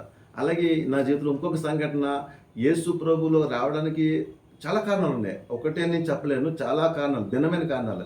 ఎందుకంటే మా అమ్మగారుకి ప్రభు తెలియదు. వాళ్ళ భక్తి హిందూ ధర్మంలో ఉన్న భక్తి, వాళ్ళ భక్తిని బట్టి వాళ్ళు చేసే పనులు కూడా ఏంటంటే, నాకు ఒంట్లో బాధలు అనుకోండి, మా అమ్మ ఏం చేసేదంటే ఒక ఇత్తడి జొమ్ము పట్టుకొచ్చేది. ఇత్తడి జొమ్ము పట్టుకొచ్చి దాంట్లో పసుపు నీళ్ళు వేసేసి, ఎండుమిరగలు వేసేసి, ఏదో తలంటుకలు వేసేసి నా చుట్టూలా తిప్పేసి అది బయటకు పారబోస్తుంది. అలా ఎందుకు పోస్తుంది నాకు తెలిసింది కాదు, నాకు అర్థం కాదు. ఎందుకంటే తెలియని వయసులో చిన్నప్పుడు అదే పనిచేస్తుంది మా అమ్మ. మాకు ఒంట్లో బాగోకపోతే అదే పనిచేస్తుంది మా అమ్మ. నాకు అర్థం కాలేదు. ఆ తర్వాత ఈ అప్పుడప్పుడు చర్చికి వెళ్ళటం మొదలుపెట్టిన తర్వాత అసలు అమ్మాయి పని ఎందుకు చేస్తుందని అడిగాను రోజున. అమ్మ మాకు ఒంట్లో బాగోకపోతే నువ్వు వచ్చి ఇలాగా ఈ నీళ్లు తిప్పేసి బయట ఉప్పేస్తున్నావు కదా, అసలు ఏంటని అడిగాను. అడిగితే మా అమ్మ ఒకటే చెప్పింది, ఏం లేదురా నీకు పట్టిన దురాత్మ ఎలా తిప్పేస్తే వదిలేస్తుంది, ఇది నీటిలోకి వచ్చేస్తుంది. నీళ్లు 4 రోడ్డు జంక్షన్ పంపేస్తే ఫస్ట్ ఎవరు తొక్కుతారో వాళ్ళు పట్టుకుంటుంది, వాళ్ళు పట్టుకుంటే నువ్వు లేస్తుంది. ఇది మా అమ్మ లాజిక్ చెప్పింది. ఏంటి నాకు పట్టిన దెయ్యము దురాత్మ ఎవరు దొక్కితే వాళ్ళు పట్టుకోవాలా? నాకు అర్థం కాలేదు. అది ప్రభువులోకి వచ్చిన తర్వాత ఏమంటే ప్రభు ఏం చెప్పాడు, నిన్ను వలె నీ పొరుగు అని ప్రేమించిన అర్థం ఏంటి, నువ్వు ఎలా బాగుండాలనుకున్నావో ఇతరులు అలా బాగుండాలని కోరుకొని ఏం ప్రభు చెప్తున్నారు. అక్కడ ఆధారం ఏం చెప్తుంది నాకు, నువ్వు బాగుండి ఎరడేమైపోయినా పర్వాలేదు. ఇది నాకు నచ్చలేదు. ఎందుకంటే మా అమ్మ భక్తి చేస్తుంది, ఆ భక్తిలో యథార్థత లేదు, ఆ భక్తిలో అది మంచి పని కూడా కాదు. అది నాకు అర్థం కాదు. ఎందుకంటే యేసు నచ్చిన కారణం ఏంటంటే ఆయన చెప్పిన స్లోగన్ ఏంటంటే నిన్ను వలె నీ పొరుగువారిని ప్రేమించు, ఎలా బాగుండాలనుకున్నావో అలా బాగుండాలని కోరుకోను. ఆ మాట నన్ను ఎంత ఆకర్షించింది. అది ఆ మాట విన్నాక అర్థమైంది మా అమ్మ చేసిన పూర్తిగా తప్పని. అది మా అమ్మని ఖండించేవాడిని, అమ్మ నువ్వు చేసిన తప్పమ్మ, మనం బాగుంటాం కాదు ఎదురు కూడా బాగుండాలి, అది ప్రభు చెప్పాడని ఇలా వాడిని సువార్త చేసేవాడిని. వాడిని నమ్మేవారు కాదు, ఏదో కొంత మాట్లాడి ఉండేవారు. అలాగే దీపావళి నాకు హిందూ ధర్మంలో కొనసాగినప్పుడు చాలా ఫెస్టివల్స్ ఉంటాయి. అన్ని పండుగల్లో నాకు ఇష్టమైన పండుగ ఏంటంటే దీపావళి పండుగ. ఎందుకంటే టపాసులు కాలుతాం, అది నాకు బాగా ఇష్టం. టపాసులు కాల్చడం కాదు, నేను టపాసులు తయారు చేసేవాడిని. ఈ నాటు బాంబులా ఉంటాయి, నాకు అంత మేము సూర్యాపురం బ్యాక్గ్రౌండ్ కదా, ఈ రౌడీజం గురించి ఈ నాటు బాంబులు తయారీ మాకు అలవాట్లు ఎంతవరకు పోయిందంటే ఆ కెమికల్ మందులు ఎక్కువ వేసేసి పవర్ఫుల్ గోడకేసి కొట్టేవాళ్ళు అనమాట. ఆ దీపావళి రోజుని కొడుతుంటే ఇంట్లో మేము ఎక్కడో రోడ్డు పైన గోడను కొడితే ఇంట్లో సామాన్లు కింద పడిపోయాయి అన్నమాట, లైట్లు ఆరిపోయి, అంత పవర్ఫుల్ బాంబులు కొట్టేవాళ్ళం. గోడను కొడతామంటే చాలామంది ఏడ్చేవారు. అయితే నేను ఎందుకు చెప్తున్నాను ఈ మాటలంటే, అప్పుడు ఆ రోజుల్లో చాలామంది పేరెంట్స్ వచ్చి బాబు మా ఇంట్లో చిన్న పాప ఉన్నారమ్మా, తుళ్ళిక్కి పడుతున్నారు, ఏడిసేస్తున్నారమ్మా, వెళ్ళిపోతున్నారమ్మా అంటే ఒకటే మాట, మా ఇష్టం, మా పండగ, ఏం చేయమంటావు, బాంబులు వేసుకుంటాం, కొట్టుకుంటాం, మా ఆనందం. ఇంత దారుణంగా ప్రవర్తించేవాడిని. అలాగే కొంతమంది వచ్చేవారు, అంకుల్ గారు హార్ట్ అటాక్ అమ్మా, ఇంత సౌండ్ వినకూడదమ్మా, ఆయన గుండె అయిపోయింది, పని అవుతుంది, ఆయన ప్రాణం పోద్దామంటే మమ్మల్ని ఏం చేయమంటావు, మా పండగ, మా ఇష్టం. ఇంత మూర్ఖత్వంగా ఉండే వ్యక్తి జీవితంలోకి ఈ యేసు ప్రభు అనే వ్యక్తి ద్వారా నాకు నచ్చిన మాట అంటే నిన్ను వలె నీ పొరుగువారిని ప్రేమించు. అంటే నువ్వు బాగుంటాం కాదు, ఎదురు కూడా బాగుండాలి. అంత మాత్రం కాదు, ఈ అలవాట్లు వ్యసనాలు పోయింది, అలాగే మోసవృత్తి పోయింది, అలాగే విలువలేని నాకు దేవుడు విలువిచ్చాడు. అన్ని రకాలుగా కూడా ప్రభువులో నా జీవితము గొప్పగా కొనసాగింది. అది అందరికీ మాదిరికరంగా నిలిచింది. అది బట్టి నేను సువార్త చేస్తున్నవాడిని. అంటే సువార్త అంటే మా బంధువులను చెప్పుకోండి. ఆ తర్వాత సువార్తను బట్టి ఫస్ట్ నా భార్య మారు మనసు పొందుకుంది. ఆవిడ యేసుప్రభు అంటే ఇష్టం ఉండేది కాదు, ఆవిడ సాక్ష్యం ప్రత్యేకమైన సాక్ష్యమే. అసలు ఆవిడ అసలు యేసుప్రభు అంటే ఏమాత్రం ఇష్టం ఉండేది కాదు. ఏదో బలవంతాన కూడా నా చర్చకు వచ్చేది. ఎందుకు వచ్చేదంటే దారిపడిన ఆ పనస్థలం బాగా ఇష్టం, వాడికి పప్పులంటే బాగా ఇష్టం, కొనిపెట్టేవాడిని. ఆ తింటం కోసం వచ్చేసేది అనమాట, మళ్ళీ అయిపోయేది. అలాగే ఆవిడ జీవితంలో కూడా ఇప్పుడు చెప్తే కాదు, ప్రత్యేకంగా దేవుడి చిత్తం అయితే మరొకసారి ఆవిడ సాక్ష్యం ఇంద్రిగాని. తర్వాత ఆవిడ ప్రభుని నమ్ముకుంది. ఆవిడ తర్వాత మా అత్తయ్య గారు నమ్ముకున్నారు, తర్వాత మా మాయ గారు నమ్ముకున్నారు, మా పెద్ద బామ్మద్ది, మా చిన్న బామ్మద్ది, అలాగే మా తోడళ్ళు, మా మరదలు, అలాగే మా అన్నయ్య, మా వదిన, దాదాపు ఇంచుమించుగా ఒక 20-30 కుటుంబాలు మా కుటుంబాల్లోనే నేను యేసుప్రభు గురించి చెప్పడం. ఎందుకంటే వాళ్ళు చెప్పడం కంటే నా జీవితం వాళ్ళు చూశారు. నేను ఎలా చెడిపోయానో, ఎలా పాడైపోయానో, ఎలా బాగుపడానో అది చూశారు వాళ్ళు. ఎందుకంటే నేను చెప్పడం కంటే నాలో మార్పే వారికి ఒక సాక్షి నిలబడింది. దాన్ని బట్టి వారు కూడా మారు మనసు పొందారు, ప్రభుని తెలుసుకుని ఈ రోజున వారు రక్షించబడ్డారు. అయితే ఇలా చేస్తున్న టైంలో పాస్టర్ విజయ్ కుమార్ గారు అనేవారు, నువ్వు పరిచర్య చేయాలమ్మా, పరిచర్య, నేను వ్యాపారం చేసే వ్యక్తిని పరిచర్య ఏంటి అనుకునేవాడిని. దేవుడు దినాన్ని నన్ను దర్శించాడు. ఆ దర్శనాన్ని బట్టి ఈ సువార్త పరిచయం నుంచి సంఘం ప్రారంభం జరిగింది. అయితే నా జీవితంలో ప్రభు ద్వారా జరిగిన కార్యాలు నేను 2-3 చెప్పడానికి మేము ముందుకు వస్తున్నాను. ఎందుకంటే యేసు ప్రభు ఎంత గొప్ప దేవుడు అనేది చెప్పడంలో అది మాటలకు అందిన విషయాలు అవి. నేను ఒక సహవాసంలో అప్పుడప్పుడు వెళ్తుండేవాడిని.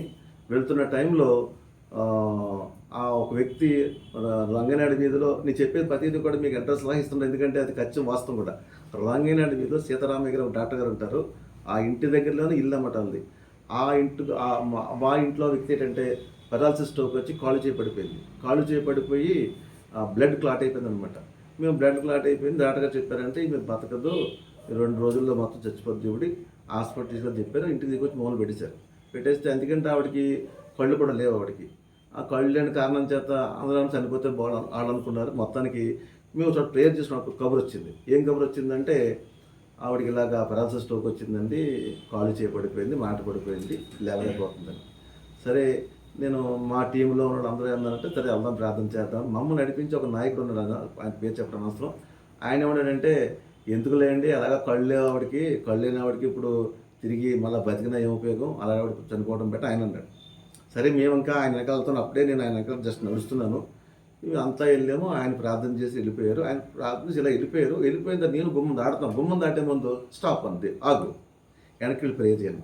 వెనక్కి వెళ్ళి ప్రేయర్ చేయటం ఏంటి, ఎప్పుడు ఎవరి కోసం ప్రేయర్ చేయలేదు. ఎందుకంటే నా కోసం నేను ప్రేయర్ చేయడం తప్ప ఎవరి కోసం ఇప్పుడు ప్రేయర్ చేయలేదు. నేను ఫస్ట్ టైం వెనక్కి వెళ్ళి ప్రేయర్ చేయమన్నారు. వెనక్కి వెళ్ళి ప్రేయర్ చేయమంటే వెనక్కి వెళ్ళాను. వెనక్కి వెళ్తే నన్ను చిన్నబాబు అనిపిస్తారు వాళ్ళు. అమ్మ చిన్నబాబు వచ్చారేమంటే ఏమ్మా అంటే ఏదో దేవుడు ప్రేయర్ చేయమన్నాడు అన్నమాను. చేయబాబు అంది ఆవిడ, ఎవరు వాళ్ళ అమ్మాయి. వెంటనే ఆవిడకి ప్రార్థన చేసాము.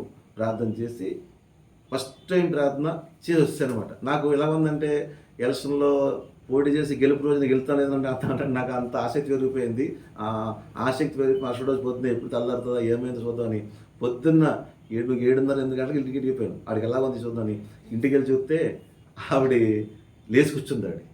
లేచి కూర్చుని టీ తాగుతుంటే వాళ్ళ మనవడు అన్నాడు చిన్నబాబు వచ్చారా మనగానే ఆవిడ వందనాలు బాబు అంది. నిజంగా అద్భుతం అన్నమాట. ఆ ముందు రోజు కాలు చేయబడిపోయింది, నోరు పడిపోయింది, మనిషే ఇబ్బంది వ్యక్తి. ఆ తర్వాత 10 ఏళ్ళ పైనే చక్కగా బతికింది, హ్యాపీగా ఉంది. అది ఫస్ట్ కార్యం, స్వస్థత కార్యం. ఆ తర్వాత మరి ఒక ఆవిడ గురువుల మంది తాగేసి హాస్పిటల్లో క్రిటికల్, ఇలా ఒకటి కాదు ఎన్నో అద్భుతమైన కార్యాలు దేవుడు మా ద్వారా జరిగించడం నేను చూశాను. ఇంకా మెదడు వ్యాధి వచ్చిన వ్యక్తి, ఇలాగ ఎన్నో అద్భుతాలు అన్నమాట. ఒక పక్క సువార్త ద్వారా అనేక మార్పు చెందుతున్నారు, స్వస్థత ద్వారా కార్యాలు జరుగుతున్నాయి. ఇవన్నీ చూస్తున్నప్పుడు దేవుడు నన్ను పిలుస్తున్నాడు అని ఒక సంకేతం అనేది వినపడుతుంది. కానీ దేవుని చిత్తం లేకుండా మనం సేవ చేయకూడదని ఆలోచన ఉన్నప్పుడు ఒకరోజు దేవుడు దర్శించాడు. ఆ 2015 జనవరి 1 తారీఖున మరి కాకినాడలో రెవెన్యూ కాలనీలో హౌస్ ఆఫ్ హోలీ స్పిరిట్ అనే పరిచర్య ప్రారంభించాము. అది కేవలము ఒక 4గురితో ప్రారంభించిన పని. ఇదన్నా 200 మంది పైగానే వస్తున్నారు. అలాగే ఒక 120 మంది ఎంతమందో సండే స్కూల్ పిల్లలు యూత్ వస్తుంటారు. ఇదేనన్నా ఒకటి కాదు, అద్భుతాలు చెప్పాల్సి వస్తే ఇక మా ముందే సాక్ష్యం అన్నాడు. మేడ మీద పడిపోయాడు, 3 అంతస్తుల మేడ నుంచి పడిపోయాడు. అందరూ బతలు శవంగా వెళ్ళారన్నారు. వెంటనే హాస్పిటల్కి ప్రార్థన చేసి స్వస్థపరిచిగా నడుస్తున్నాడు. ఇలాగ అనేక కార్యాలు ఆ ప్రభు ద్వారా వేళ దేవుడు మాత్రం చేయించుకుంటున్నాడు ఆయన. ఎందుకంటే నేను నమ్మే మాట ఏంటంటే బైబిల్లో ఒక మాట ఉంటుంది, అబ్రహాం దేవుడు దీవించాడు, ఆయన ఆశ్రదించాడు, ఆయన అనేకులు ఆశీర్వాదంగా చేశాడు. దేవుడిని ఆశ్రయించాడు, అనేకులు ఆశీర్వాదం చేశాడు. ఈ మధ్యలో ఒక మాట మీకు చెప్పాలి ఏంటంటే నా ఫ్రెండ్ కృపారావు అని చెప్తాను కదా, ఆయన ఈ బాబాను నమ్ముకుని నాకు చాలా బాగా సంపద వచ్చేసింది చెప్పాడు కదా. ఒకరోజు మా ఇంటికి వచ్చాడు. దాదాపు ఈ జరిగిన 2-3 ఏళ్ళకి వచ్చి మా ఇంటికి వచ్చాడు. వచ్చి రోజున గడ్డం పెంచుకున్నాడు, మనిషి అంతా బికారిగా తయారైపోయాడు. నన్ను అన్నాడు, చిన్నగారు ఎంతో కావాలన్నాడు. ఏమన్నాను, నా లైఫ్ అంతా పాడైపోయిందని ఇంకేం లేదండి, 500 కావాలన్నాడు. చెప్పండి ఏంటన్నా. లేదు సార్ ఇంక వద్దండి అన్నాడు. అంటే ఏం జరిగింది చెప్పమంటే అంతా వద్దండి, అప్పటికే తాగేసి ఉన్నాడు, 500 అడుగుతున్నాడు. అన్నాను నేను ప్రార్థన చేస్తాను, మీరు ప్రభుని నమ్ముకోండి, మీ లైఫ్ మారుతుంది అని చెప్తే నాకు ప్రార్థన గీతన ఏం వద్దండి, మన స్నేహితుని బట్టి ఆయన ఉంచుతారే అన్నాడు. సరే 500 ఇచ్చాను. సరే మళ్ళీ వెళ్ళి రాజమండ్రి వెళ్ళి నేను కలుసుకుందాము, ఈ సంగతి అసలు ఏం జరిగింది. ఆ రోజున నాకు తీసుకెళ్ళి రాజమండ్రిలో నేను ఇంత సంపాదించి ఇల్లు కొనుక్కున్నాను, అయిపోయి నేను బోర్డు సంపాదించినాను కదా, అసలు ఏమైపోయింది ఇలా తగ్గకూడదు వచ్చని చెప్పేసి నేను వెళ్దాం అనుకుని కాకినాడలో కొన్ని పనులు చూసుకుని మళ్ళీ రాజమండ్రి ఫోన్ చేస్తే అప్పటికే సూసైడ్ చేసుకున్నాడు, చనిపోయాడు. వాళ్ళ చెల్లెలు చెప్పారంట, అన్నయ్య కృపారా చనిపోయాడు అన్నయ్య అన్నారు. ఏమ్మా అంటే అంత తప్పులు అయిపోయాడు అన్నయ్య, పేకాట, జోదం.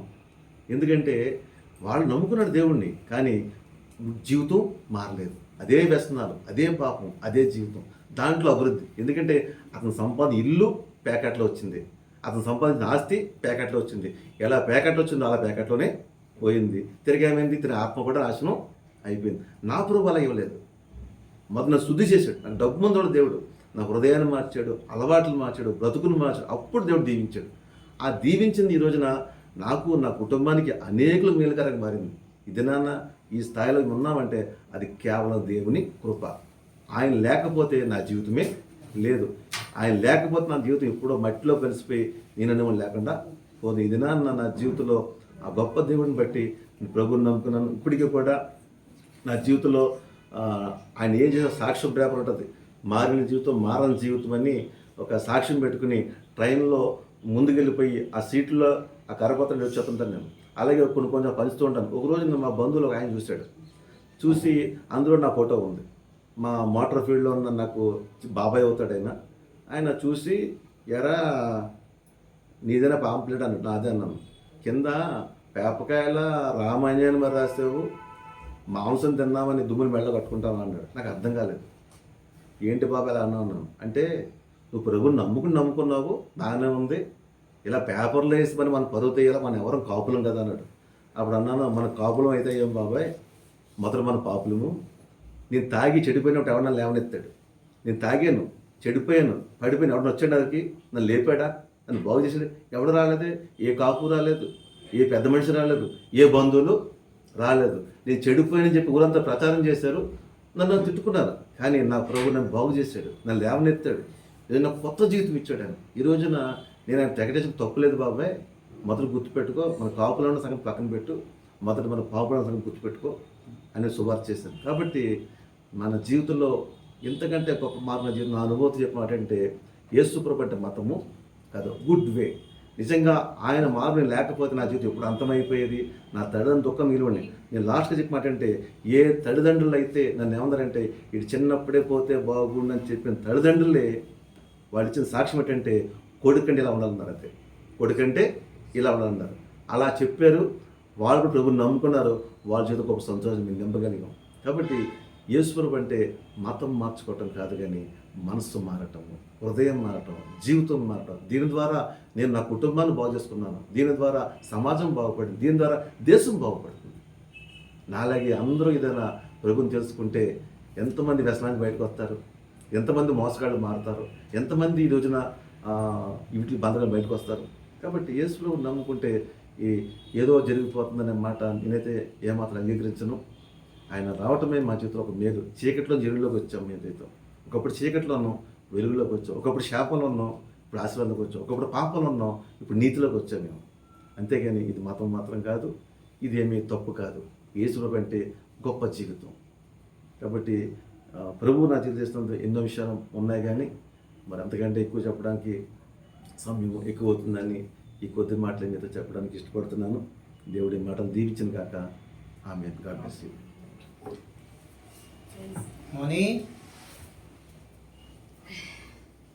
మోని అంటే